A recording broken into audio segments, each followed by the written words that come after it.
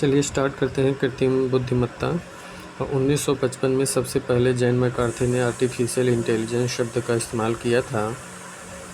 John McCarthy ने 1955 में artificial intelligence शब्द का पहली बार इस्तेमाल किया था, इसलिए इन्हें फादर ऑफ आर्टिफिशियल इंटेलिजेंस भी कहा जाता है। किसे? जॉन मैकार्थी को 1955 में। वैसे देखा जाए तो आर्टिफिशियल इंटेलिजेंस की संकल्पना बहुत पुरानी है।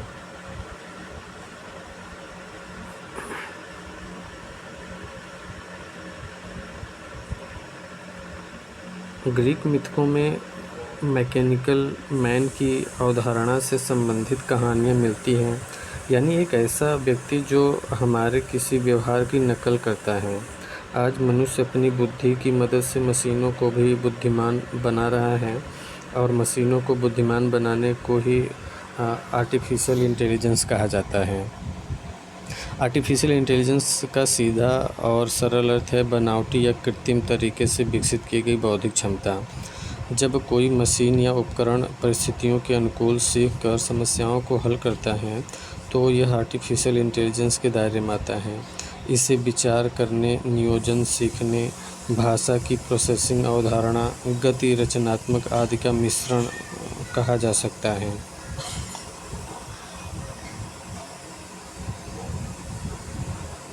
आर्टिफिशियल इंटेलिजेंस कोई नया विषय नहीं है। दशकों से दुनिया भर में इस पर चर्चा होती रही है। मैट्रिक्स, आई रोबोट, टर्मिनेटर, ब्लेड रनर जैसे फिल्मों का आधार आर्टिफिशियल इंटेलिजेंस ही है। इसके ज़रिए कंप्यूटर सिस्टम या रोबोटिक सिस्टम तैयार किया जाता है जो उन्हें तर्कों के आधार पर चलता है, जिसके आधार पर मानव मस्तिष्क काम करता है। आर्टिफिशियल इंटेलिजेंस में अब वैसी मशीनें शामिल नहीं की जाती हैं जो कैमरे की सहायता से स्थिति का विश्लेषण करती हैं, बल्कि इसमें भी उन्नत तकनीकी शामिल की जाती है जो किसी भी भाषा को समझकर निर्णय ले सकें। कृत्रिम बुद्धिमत्ता के कार्य आर्टिफिशियल इंटेलिजेंस की सबसे बड़ी खूबी है मनुष्यों की तरह सोचना था, व्यवहार करना और तथ्यों को समझकर तर्क और विचारों पर अपनी प्रतिक्रिया देना। कृत्रिम बुद्धिमत्ता के फायदे: मशीनों का प्रयोग जटिल और दुरूह कामों को करने के लिए किया जाता है और यह सर्वविदित है कि मनुष्य की तुलना में मशीनों की सहायता से काम जल्दी पूरा किया जा सकता है। इसे भविष्य की तकनीक इसलिए कहा जा रहा है क्योंकि इससे दुनिया में क्रांतिकारी बदलाव आने की उम्मीद की जा रही है। इसके इस्तेमाल से संचार, रक्षा, स्वास्थ्य, आपदा प्रबंधन और कृषि आदि क्षेत्रों में बड़ा बदलाव आ सकता है। वैसे इससे होने वाले फ़ायदे और नुकसान पर वैज्ञानिक दो खेमे में बटे हुए हैं।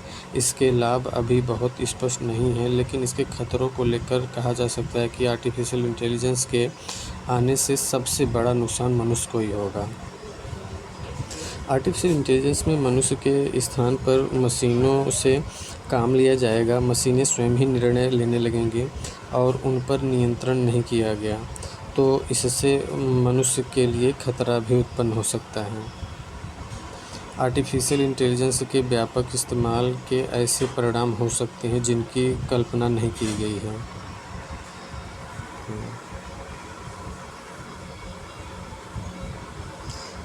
वैज्ञानिक इसे सबसे बड़ा खतरा तब मानते हैं जब आर्टिफिशियल इंटेलिजेंस के ज़रिए मशीनें बिना मानवीय हस्तक्षेप के नैतिक प्रश्नों पर फैसला लेने लगेंगे, जैसे जीवन सुरक्षा, जन्म मृत्यु, सामाजिक संबंध आदि फैसले।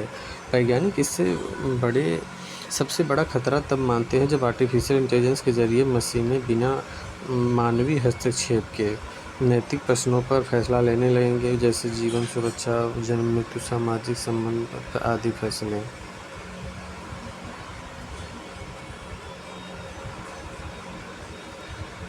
बिल गेट्स का मानना है कि यदि मनुष्य अपने से बेहतर सोच वाली मशीन बना लेगा तो मनुष्य के अस्तित्व के लिए ही सबसे बड़ा खतरा उत्पन्न हो जाएगा। सैद्धांतिक भौतिक विज्ञानी स्टीफन हॉकिंग का भी यही कहना था कि मनुष्य हजारों वर्षों के धीमे जैविक विकासक्रम की सीमा है जो आर्टिफिशियल इंटेलिजेंस का मुकाबला नहीं कर सकती।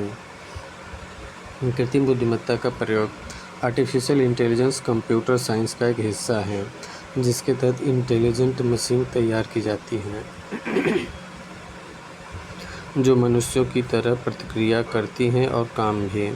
आर्टिफिशियल इंटेलिजेंस के ज़रिए मशीन मनुष्यों की तरह किसी समस्या को हल कर सकती हैं।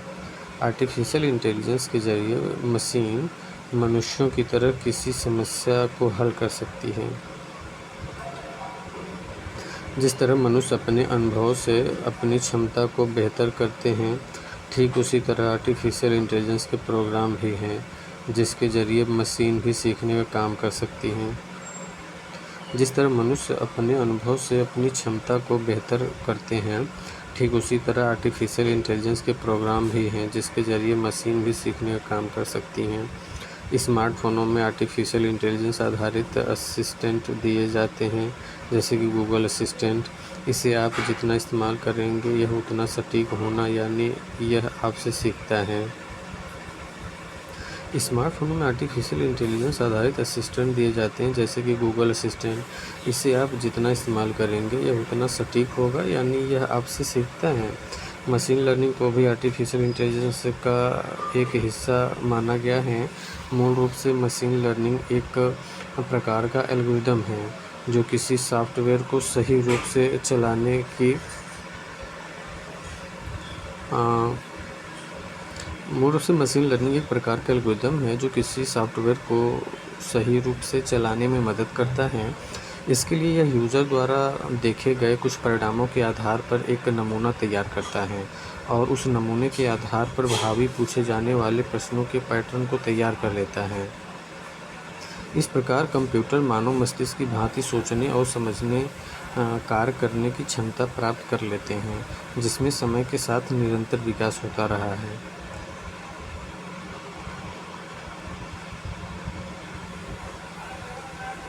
भारत में बाढ़ प्रबंधन में आर्टिफिशियल इंटेलिजेंस का इस्तेमाल।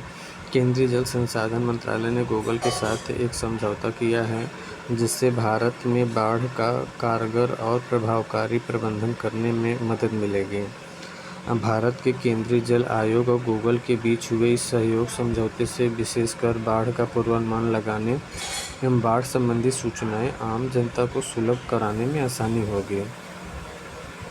इससे बाढ़ पूर्वानुमान प्रणालियों को बेहतर बनाकर स्थान लक्षित आवश्यक कार्रवाई योग्य बाढ़ चेतावनी करने में मदद मिलेगी।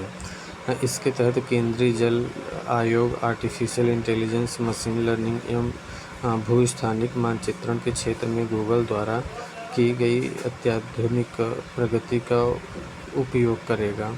इस पहल से संकट प्रबंधन एजेंसियों को जल विज्ञान संबंधी समस्याओं से बेहतर ढंग से निपटने में मदद मिलने की आशा है।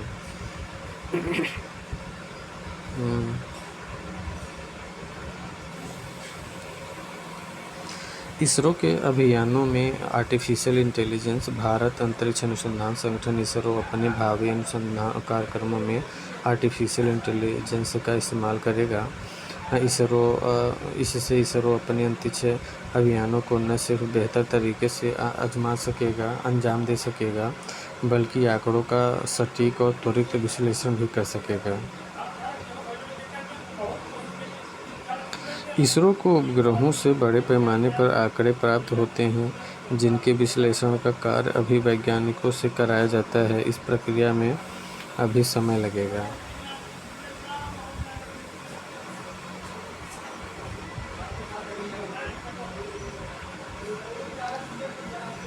इस कार्य को आर्टिफिशियल इंटेलिजेंस के जरिए मशीनों एवं सॉफ्टवेयर से कम समय में और ज़्यादा निपुणता से किया जा सकता है। इसके लिए इसरो के डेटा केंद्रों में रोबोटिक्स का इस्तेमाल बढ़ाने की योजना है। इसका सबसे बड़ा फ़ायदा रिमोट सेंसिंग उपग्रहों से मिलने वाले आंकड़ों का विश्लेषण करने में होगा। आर्टिफिशियल इंटेलिजेंस में इनका विश्लेषण कर रियल टाइम इस्तेमाल संभव हो सकेगा। इससे प्राकृतिक आपदाओं की सूचनाएं, फसलों की निगरानी, संसाधनों की सूचनाएं एकत्र करना आदि कार्य बेहतर तरीके से किए जा सकेंगे। इसके अलावा इसरो उपग्रह के निर्माण एवं परीक्षणों में भी रोबोट का इस्तेमाल शुरू करेगा। चंद्रयान 2 में जिस रोवर को सतह पर उतारा जाना है, उसमें भी आर्टिफिशियल इंटेलिजेंस का इस्तेमाल किया गया है ताकि यह सतह से नमूने लेकर मौके पर उनका परीक्षण कर रिपोर्ट भेजें। रोवर में कोई खराबी आए तो उसमें स्वतः मरम्मत की क्षमता होगी। गगनयान की मानव रहित 2 फ्लाइटों में भी रोबोट भेजे जाएंगे, जबकि आमतौर पर ऐसे परीक्षणों में जानवरों को भेजा जाता है। नीति आयोग, इंटेल और Tata institute of fundamental research का ICTAI। नीति आयोग इंटेल और Tata institute of fundamental research artificial intelligence application आधारित शोध परियोजनाओं के विकास और क्रियान्वयन के लिए परिवर्तनीय आर्टिफिशियल इंटेलिजेंस के अंतर्राष्ट्रीय केंद्र की स्थापना करेंगे। इसका नाम international centre for transformative artificial intelligence ICTAI मतलब international centre for transformative artificial intelligence रखा गया। ये नीति आयोग ने इसे नीति आयोग के तहत ये बनाया गया है।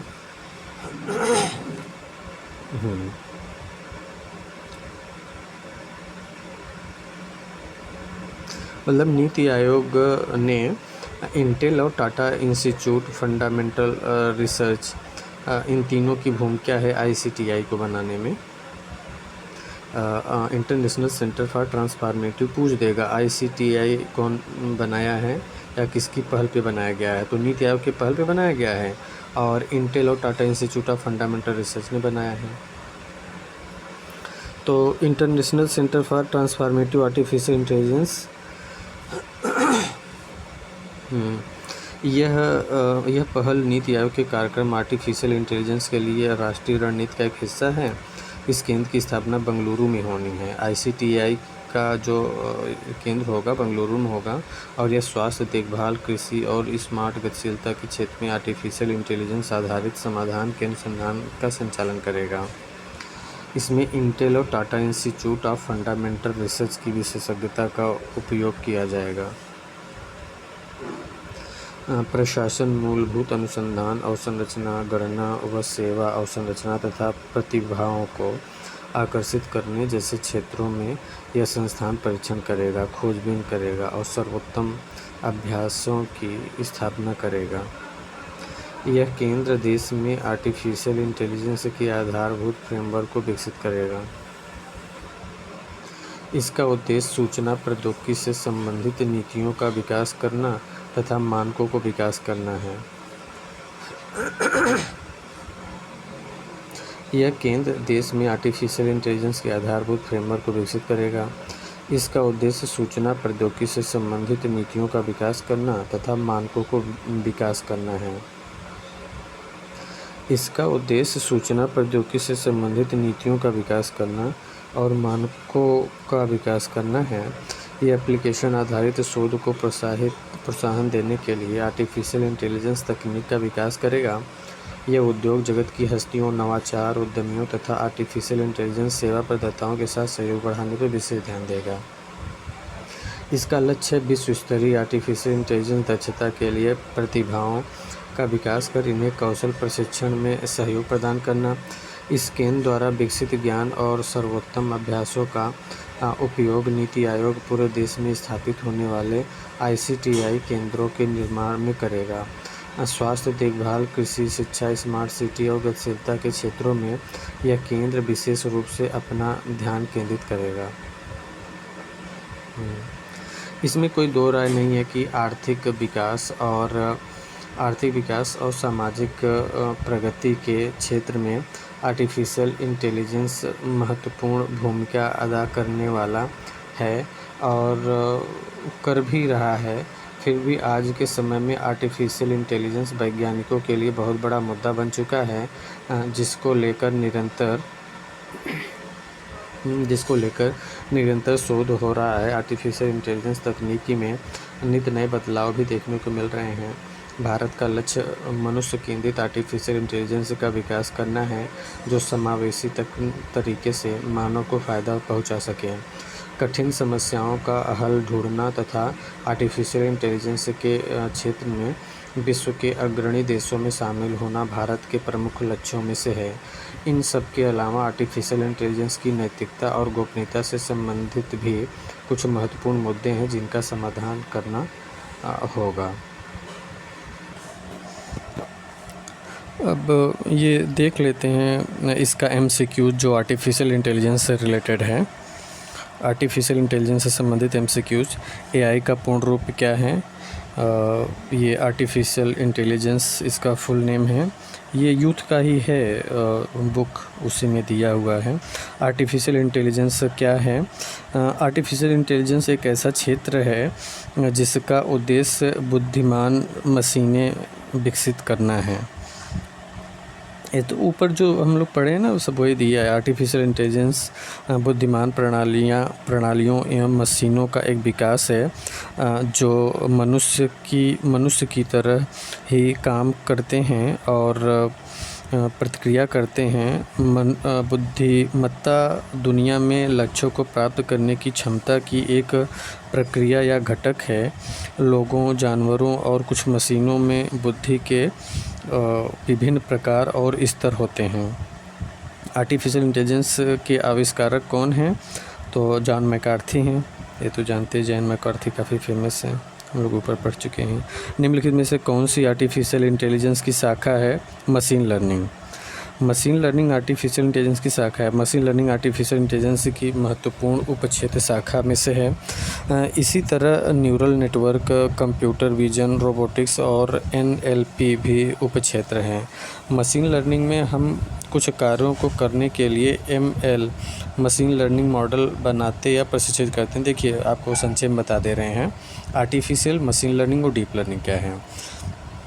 तो जो आर्टिफिशियल इंटेलिजेंस है, यह कृत्रिम बुद्धिमत्ता तैयार करना है और ये किसी भी मशीन में तैयार किया जा सकता है। जब यही कृत्रिम बुद्धिमत्ता किसी मशीन में तैयार किया जाता है तो उसे मशीन लर्निंग बोलते हैं। और इसी मशीन लर्निंग को जब काफ़ी डीप में जा कर के इसे और ज़्यादा इंटेलेक्ट बना दिया जाता है तो वो डीप लर्निंग हो जाता है। कुल मिला के पहले आर्टिफिशियल इंटेलिजेंस तैयार किया जाता है विभिन्न प्रकार के एल्गोरिदम के माध्यम से।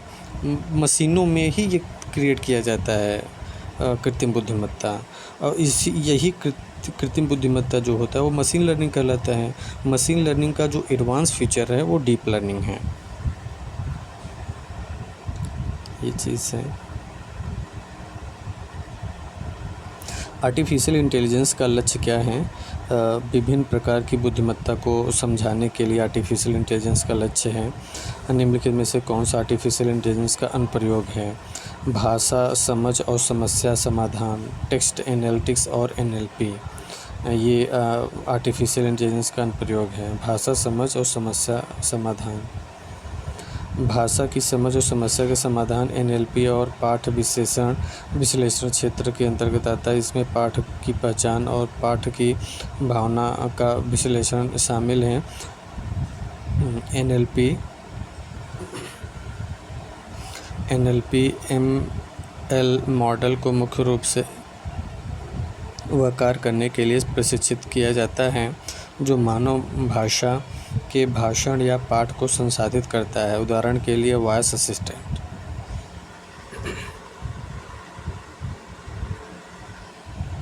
आर्टिफिशियल इंटेलिजेंस की प्रक्रिया को कितनी श्रेणियों में वर्गीकृत किया गया है? तो 3 श्रेणियों में विभाजित किया गया है। AI को 3 भागों में विभाजित किया गया है। सेंसिंग, रीजनिंग और क्रिया। सेंसिंग देखते हैं, सेंसर के माध्यम से दुनिया के बारे में डेटा लेना।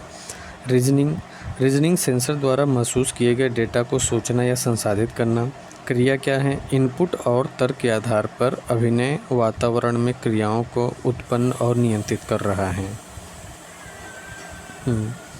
निम्नलिखित में से किस पैरामीटर के आधार पर आर्टिफिशियल इंटेलिजेंस को वर्गीकृत किया गया है?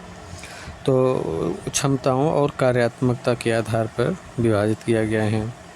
AI के 2 मुख्य वर्गीकरण क्षमता और कार्यक्षमता पर आधारित है। क्षमता के आधार पर इसे artificial narrow intelligence ANI, artificial general intelligence AGI। क्षमता के आधार पर इसे artificial narrow intelligence ANI, artificial general intelligence AGI और आर्टिफिशियल सुपर इंटेलिजेंस ASI में बांटा गया है। मतलब ANI, AGI और ASI मतलब artificial narrow intelligence, artificial general intelligence, artificial super intelligence बांटा गया। कार्य क्षमता के आधार पर इसे प्रतिक्रियाशील मशीनों, सीमित स्मृति, मन के सिद्धांत और आत्म जागरूकता में विभाजित किया गया है। निम्नलिखित में से कौन सा आर्टिफिशियल इंटेलिजेंस का एक घटक है? सीखना आर्टिफिशियल इंटेलिजेंस का घटक है। वो सीख करके ही आगे काम करता है artificial intelligence. Artificial intelligence agent का क्या कार्य है? तो किसी कार्रवाई के लिए सिद्धांत अनुक्रम की मैपिंग करना है। किसी कार्य के लिए सिद्धांत अनुक्रम की मैपिंग AI एजेंट का प्रमुख कार्य है। एक गणित फंक्शन को जो धारणाओं को संग्रहण को कार्यों में परिवर्तित करता है एजेंट फंक्शन के रूप में जाना जाता है। फंक्शन को एजेंट सॉफ्टवेयर का उपयोग करके कार्यान्वित किया जाता है। एक बार जब मशीन क्रियाविधि वातावरण को समझ लेता है तो उसके द्वारा किए गए कार्यों के लिए एक एजेंट जिम्मेदार होता है। निम्नलिखित में से कौन सा आर्टिफिशियल इंटेलिजेंस एजेंट का एक प्रकार नहीं है? एकता आधारित AI एजेंट या आर्टिफिशियल इंटेलिजेंट का प्रकार नहीं है। एकता आधारित AI एजेंट आर्टिफिशियल इंटेलिजेंट का एक प्रकार नहीं है। एजेंट मुख्य रूप से 5 प्रकार के होते हैं। तो इसमें दिख नहीं रहा है, आगे देख लेते हैं। निम्नलिखित में से कौन सी आर्टिफिशियल इंटेलिजेंस के लिए आमतौर पर इस्तेमाल की जाने वाली प्रोग्रामिंग भाषा नहीं है? पर्ल नहीं है, बाकी प्रोलॉग, जावा, LISP ये सब क्या है? आर्टिफिशियल इंटेलिजेंस के भाषा हैं। पर्ल एक स्क्रिप्ट भाषा है या AI के प्रयोग के लिए प्रयोग की जाने वाली भाषा नहीं है, जबकि AI मशीनों को प्रोग्राम करने के लिए अन्य प्रोग्रामिंग भाषाओं का उपयोग किया है। प्रोलॉग, जावा, LISP ये सब क्या करते हैं? ये आर्टिफिशियल इंटेलिजेंस के निर्माण में भाषा प्रयोग किया जाता है। डेनियल ब्रोवो द्वारा विकसित आर्टिफिशियल इंटेलिजेंस सिस्टम क्या है? इस सिस्टम को स्टूडेंट के नाम से जाना जाता है। स्टूडेंट 1964 में डेनियल ब्रोवो द्वारा विकसित आर्टिफिशियल इंटेलिजेंस सिस्टम का नाम स्टूडेंट है। डेनियल ब्रोवो ने अपने PhD थीसिस के लिए इस AI प्रोग्राम को लिखने के लिए LISP प्रोग्रामिंग भाषा का उपयोग किया था। विद्यार्थी प्रणाली का क्या कार्य है? विद्यार्थी प्रणाली का क्या कार्य है? प्रणाली जो बीजगणित की शब्द समस्याओं को पढ़ और हल कर सकती है। विद्यार्थी प्रणाली का कार्य। विद्यार्थी प्रणाली का क्या कार्य है? प्रणाली जो बीजगणित की शब्द समस्याओं को पढ़ और हल कर सकती है।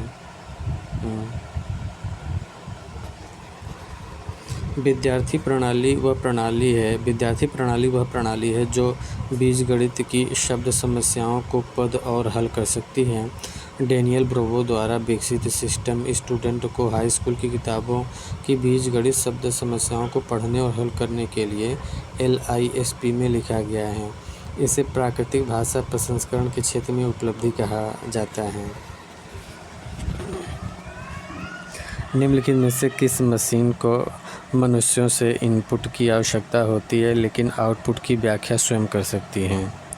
AI system. किस मशीन को मनुष्य से इनपुट की आवश्यकता होती है लेकिन आउटपुट की व्याख्या स्वयं कर सकती है? AI system. भौतिक कार्य करने के लिए ऊर्जा को एक रूप से दूसरे रूप में परिवर्तित करने के लिए मशीनों में एक्चुएटर्स का उपयोग किया जाता है। सेंसर एक उपकरण है जो परिवर्तनों का पता लगाने के लिए भौतिक वातावरण से संकेत प्राप्त करता है। AI सिस्टम मनुष्यों से इनपुट प्राप्त करते हैं और स्वयं आउटपुट प्रदान करते हैं। आर्टिफिशियल इंटेलिजेंस में सूचित खोज है। सूचित खोज विधियाँ कितनी हैं? 4 विधियाँ हैं। सूचित खोज विधियाँ आर्टिफिशियल इंटेलिजेंस में सूचित खोज विधियाँ 4 प्रकार की होती हैं। सूचित खोज पद्धति के 4 प्रकार हैं: सर्वोत्तम प्रथम खोज, लालची सर्वोत्तम प्रथम खोज, A* खोज और मेमोरी बाउंडेड ह्यूरिस्टिक खोज। ये 4 प्रकार हैं। AI में प्रस्ताव प्रतीकों की कुल संख्या कितनी है? 2 प्रस्ताव प्रतीक हैं। एआई में प्रस्ताव प्रतीकों की कुल संख्या कितनी है? 2 प्रस्ताव प्रतीक हैं एआई में प्रस्ताव प्रतीकों की कुल संख्या 2 है।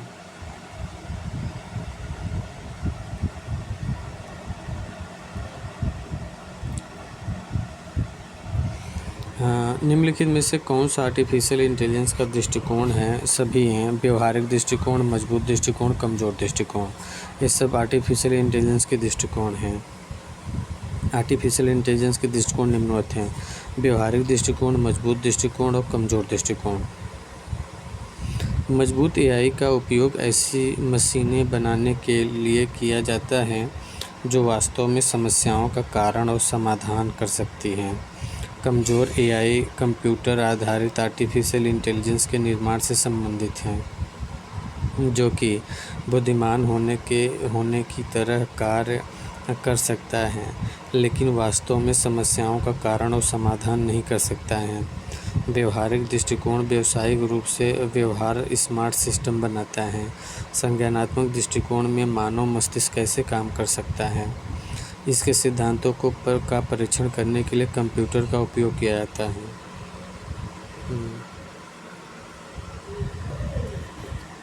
चेहरा पहचान प्रणाली किस प्रकार के दृष्टिकोण पर आधारित है? अप्लाइड एआई दृष्टिकोण चेहरा पहचान प्रणाली किस प्रकार के दृष्टिकोण पर आधारित है? अप्लाइड एआई दृष्टिकोण।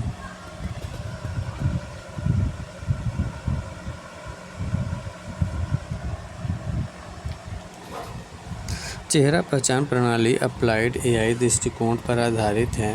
व्यवहारिक दृष्टिकोण का उद्देश्य व्यवहारिक रूप से व्यवहार स्मार्ट सिस्टम का उत्पादन करना है।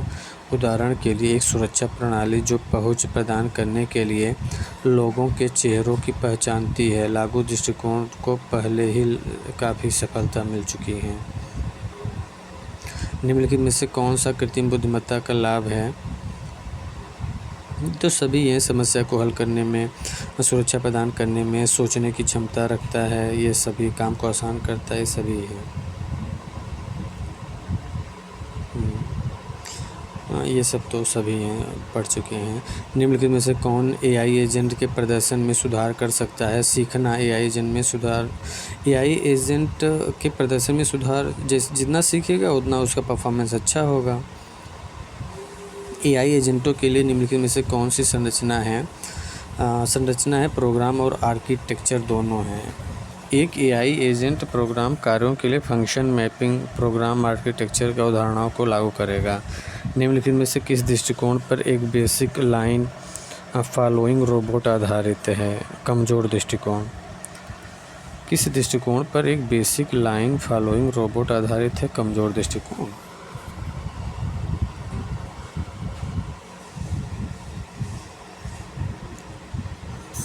कमज़ोर दृष्टिकोण पर एक लाइन फॉलोइंग रोबोट आधारित है।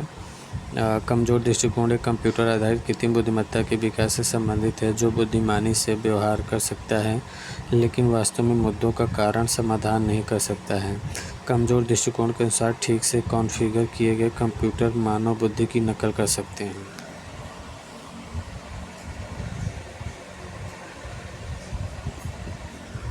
आर्टिफिशियल इंटेलिजेंस को छोड़कर सभी क्षेत्रों में अत्यधिक विकसित हुआ है। सभी सही है। ये आर्टिफिशियल इंटेलिजेंस को छोड़कर सभी क्षेत्रों में अत्यधिक विकसित हुआ है। वेब माइनिंग, वास्तविक समय गतिशील प्रणालियों में योजनाओं का निर्माण, प्राकृतिक भाषा को मजबूती से समझना, इन सभी को छोड़ करके अन्य क्षेत्रों में अत्यधिक विकसित हुआ आर्टिफिशियल इंटेलिजेंस। आर्टिफिशियल इंटेलिजेंस का उपयोग सभी क्षेत्रों में काम को आसान बनाने के और समय सीमा से पहले काम पूरा करने के लिए किया जाता है। हालांकि यह वेब माइनिंग, वास्तविक समय गतिशील प्रणालियों में योजनाओं का निर्माण, प्राकृतिक भाषा को मजबूती से समझना क्षेत्रों में उत्कृष्टता हासिल नहीं कर सका, इसलिए इन क्षेत्रों में सुधार पर अधिक ध्यान देने की आवश्यकता है। निम्नलिखित में से कौन सा कृत्रिम बुद्धिमान एजेंट का उदाहरण है? उपरोक्त सभी स्वायत्त अंतरिक्ष यान, मानव, रोबोट, ये सभी जो है बुद्धिमान एजेंट हैं एआई के। आर्टिफिशियल इंटेलिजेंस एप्लीकेशन का विस्तार है, उल्लिखित सभी हैं। आर्टिफिशियल इंटेलिजेंस एप्लीकेशन का विस्तार है गेम खेलना, निदान, योजना, शेड्यूलिंग, ये सभी आर्टिफिशियल इंटेलिजेंस पे ही आधारित हैं। एआई एजेंट क्या है? एआई एजेंट सभी है इसमें कि परिवेश से इनपुट लेता है और अपनी बुद्धि का उपयोग करता है, वांछित संचालन करता है। रोबोट के बाद लाइन को नियंत्रित करने वाला एक एम्बेडेड प्रोग्राम है। सेंसर के माध्यम से अपने वातावरण को समझता है और एक्चुएटर्स के माध्यम से उस वातावरण पर कार्य करता है। ये सब वही ऊपर वाला है। निम्नलिखित में से कौन सा वातावरण रणनीतिक है? रणनीतिक है कौन सा वातावरण रणनीतिक है?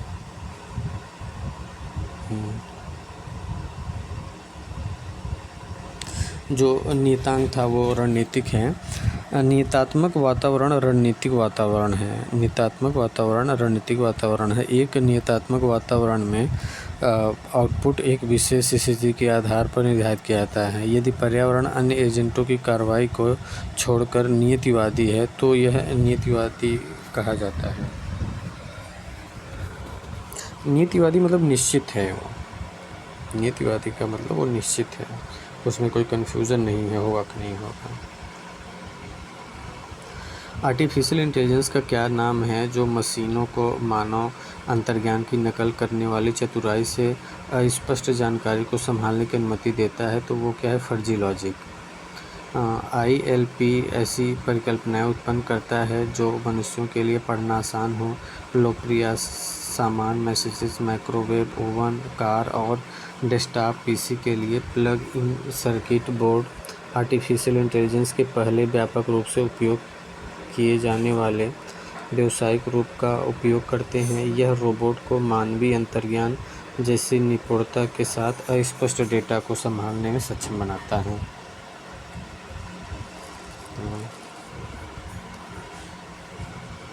निम्नलिखित में से कौन ऐसी परिकल्पनाएं उत्पन्न करता है जो मनुष्यों के लिए पढ़ना आसान हो? ILP। कौन ऐसी परिकल्पना उत्पन्न करता है जो मनुष्यों के लिए पढ़ना आसान हो? ILP इंडक्टिव लॉजिक प्रोग्रामिंग कृत्रिम बुद्धिमत्ता का एक उपक्षेत्र है, क्योंकि ILP प्रयोग के वैज्ञानिक चक्र में भाग ले सकता है ताकि यह लचीली संरचना का निर्माण कर सकें। कौन सी ऐसी परिकल्पना उत्पन्न करता है जो मनुष्यों के लिए पढ़ना आसान हो? ILP मतलब इंडक्टिव लॉजिक प्रोग्रामिंग कृत्रिम बुद्धिमत्ता का एक उपक्षेत्र है ILP, क्योंकि ILP का प्रयोग वैज्ञानिक चक्र में भाग ले सकता है ताकि यह एक लचीली संरचना का निर्माण कर सकता है। कृत्रिम बुद्धिमत्ता में उपलब्ध प्रमाणीकरण की कुल संख्या कितनी है? 2। कृत्रिम बुद्धिमत्ता में उपलब्ध प्रमाणीकरण की कुल संख्या कितनी है? 2 है। सार्वभौमिक और अस्तित्ववादी। प्रमाणीकरण 2 प्रकार के होते हैं, वो क्या है? सार्वभौमिक और अस्तित्ववादी।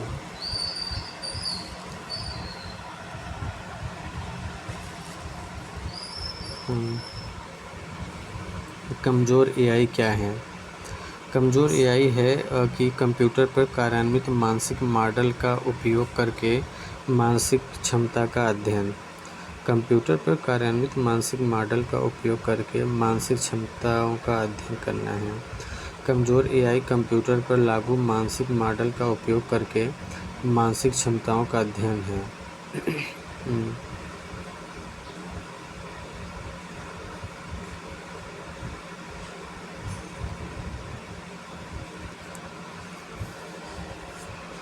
कमज़ोर AI कंप्यूटर पर लागू मानसिक मॉडल का उपयोग करके मानसिक क्षमताओं का अध्ययन है। कमज़ोर AI कंप्यूटर पर लागू मानसिक मॉडल का उपयोग करके मानसिक क्षमताओं का अध्ययन है। कमज़ोर AI कंप्यूटर पर लागू मानसिक मॉडल का उपयोग करके मानसिक क्षमताओं का अध्ययन है। कमज़ोर AI कंप्यूटर पर लागू मानसिक मॉडल का उपयोग करके मानसिक क्षमताओं का अध्ययन है। AI के 5 बड़े विचार निम्नलिखित में से कौन से हैं? AI के 5 बड़े विचार निम्नलिखित में से कौन से हैं? धारणा, सामाजिक प्रभाव, मानव AI इंटरेक्शन, सभी हो जाएंगे। सभी हो जाएंगे सब।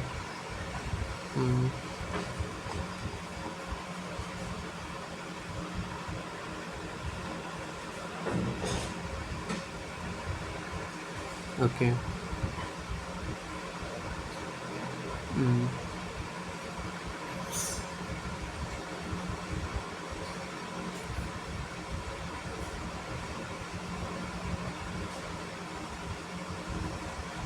तो ये ख़त्म हो गया यहाँ पे। बाकी बिग डाटा हम लोग पहले ही पढ़ चुके हैं। हम बिग डाटा ऑलरेडी हम लोग फिनिश कर चुके हैं, तो एआई भी फिनिश हो गया इसी के चलते। Thank you.